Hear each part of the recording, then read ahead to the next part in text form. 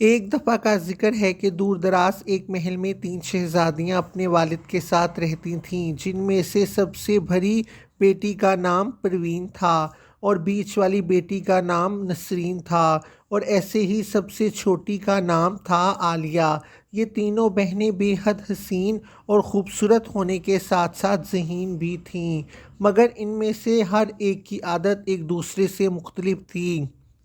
پروین ہمیشہ غرور میں ہی رہتی تھی، اور جو نسرین تھی وہ بہت خود غرض تھی، بس اپنا ہی سوچتی تھی۔ لیکن جو ان کی سب سے چھوٹی بہن عالیہ تھی وہ بہت نرم دل کی تھی اور ہر ایک سے محبت سے پیش آتی تھی۔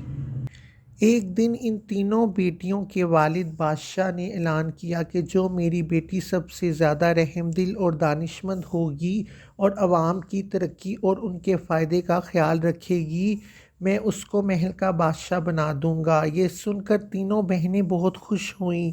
اور پروین اور نسرین نے یہ سنتے ہی سوچا کہ وہ اپنی دولت اور طاقت سے اپنے والد بادشاہ کو متاثر کر سکتی ہیں، لیکن عالیہ نے ایسا کچھ نہیں سوچا اور وہ ویسے ہی سب کے ساتھ محبت اور نرم دلی سے پیش آتی رہی۔ پھر اس کے بعد ایک دن محل میں ایک بوڑھی سی عورت آتی ہے۔ اس نے پھٹے پرانے کپڑے پہنے ہوتے ہیں اور بہت کمزور بھی لگ رہی ہوتی ہے، اور وہ مدد بھی مانگ رہی ہوتی ہے، لیکن بادشاہ کی بڑی بیٹی اس بری عورت کو نظر انداز کر دیتی ہے اور بیچ والی بیٹی تو محل سے ہی نکالتی ہے،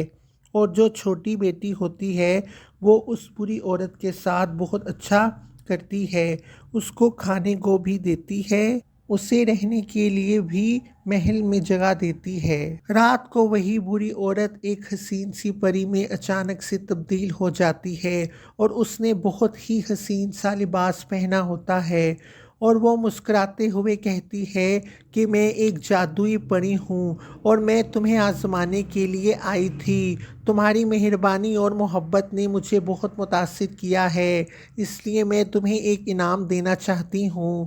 اور وہ یہ انعام ہے۔ پھر پری اپنی جادوئی چھری گھماتی ہے اور عالیہ کو ایک ایسا دل میں جادو دیتی ہے جو ہر ایک انسان سے محبت اور عزت جیتنے کی طاقت رکھتا ہے۔ پری عالیہ سے پھر کہتی ہے کہ عالیہ، حقیقی حکمران ہمیشہ وہی ہوتا ہے جو عوام کی بھلائی اور فلاح اور بہبود کو اپنی اولین ترجیح سمجھے، اور جو یہ غرور اور خود غرضی ہوتی ہے یہ تو بس نقصان ہی پہنچاتی ہے۔ یہ کہہ کر پری غائب ہو جاتی ہے۔ جب بادشاہ کو اس بات کا علم ہوتا ہے تو وہ بہت خوش ہوتا ہے اور ساتھ ہی محل میں اعلان کر دیتا ہے کہ محل کی بادشاہ اب میری سب سے چھوٹی بیٹی عالیہ ہوگی، اور بادشاہ نے اپنی دونوں بیٹیوں کو سمجھایا کہ دولت اور طاقت سے کچھ بھی نہیں جیتا جا سکتا، اگر جیتنا ہے تو دل سے، رحم دلی اور محبت سے لوگوں کی خدمت کر کے لوگوں کے دل جیتے جا سکتے ہیں۔